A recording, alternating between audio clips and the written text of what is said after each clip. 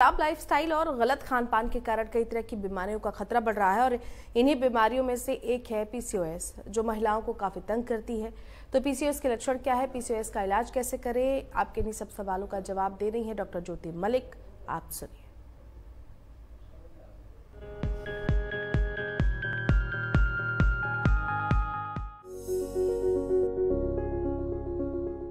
मैं doctor Jyoti Malik, I am a gynaecologist, infertility specialist at JJ hospital Bahadurgarh.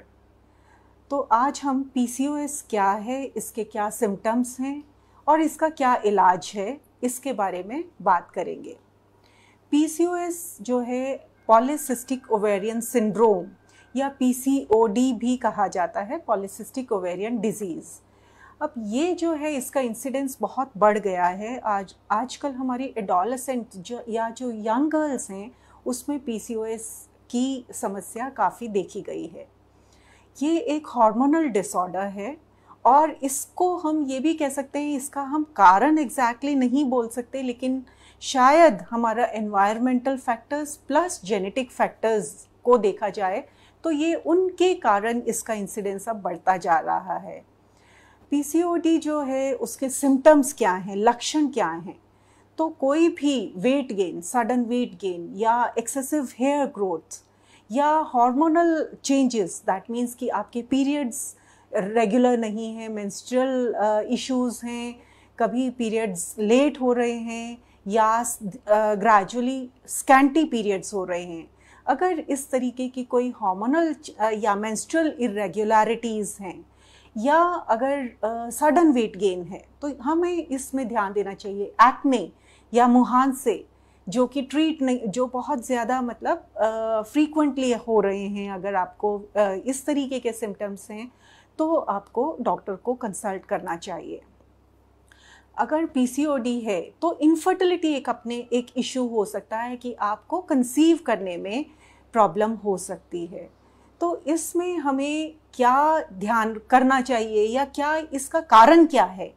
कारण इसमें ये है कि हमारे हार्मोन्स जो हमारे बॉडी में इंसुलिन लेवल्स हैं वो बहुत ज़्यादा बढ़ जाते हैं और जो मेल हार्मोन्स हैं, मेल सेक्स हार्मोन्स हैं या एंड्रोजन लेवल्स जो बॉडी में हैं वो इंक्रीज़ हो जाता है, या इसको हम कहते हैं हाइपर एंड्रोजनिज्म।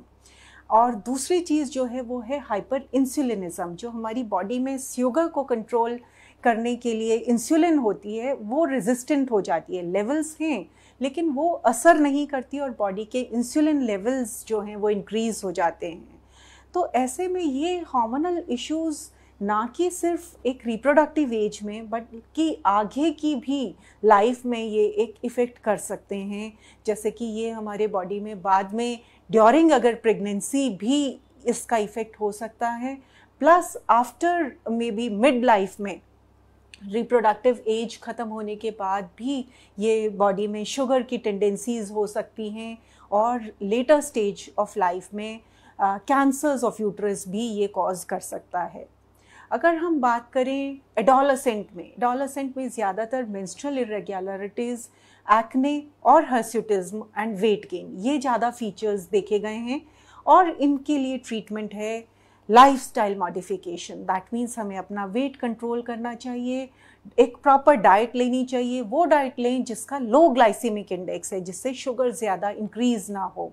हमें जंक फूड अवॉइड करना चाहिए। We should have more of healthy food. दूसरा, हमें वेट गेन को कंट्रोल करने के लिए हमें रेगुलर अपनी exercises, high intensity interval training जो है वो करनी चाहिए और लाइफस्टाइल मॉडिफिकेशन से हम 50% इस डिज़ीज़ को कंट्रोल कर सकते हैं। अगर वेट कंट्रोल से या और एक्सरसाइज से भी हमारी ये समस्या हल नहीं हो रही है, फिर हमारे पास फर्दर चीज़ें आती हैं जैसे कि हार्मोनल टैबलेट्स जो हमारे इरेगुलर साइकिल्स को कंट्रोल करते हैं, या मे बी एक्ने को कंट्रोल करने के लिए हमारे पास क्रीम्स हैं, प्लस एंटी एंड्रोजन्स हैं, स्पाइरोनोलेक्टोन वगैरह है जो हमारा एक्सेसिव हेयर या हर्स्यूटिज्म को कंट्रोल करता है। प्रेगनेंसी होने में अगर दुविधा है और टाइम लगता है, तो दैट मीन्स ये क्यों हो रहा है?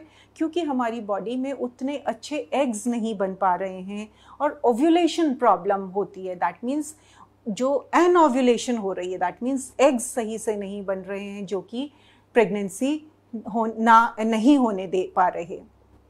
तो ऐसे में हम एग ओव्यूलेशन इंडक्शन ड्रग्स देते हैं, जैसे कि सिंपल ड्रग्स जो 4 या 5 दिन का हम एक टैबलेट्स दी जाती है डेली, और उससे हम देखते हैं कि एग्स बनने की जो प्रक्रिया है वो सामान्य हो रही है, और नहीं हो रही तो हमें कुछ इंजेक्शंस ऐड करने पड़ते हैं उन एग्स को बनाने के लिए।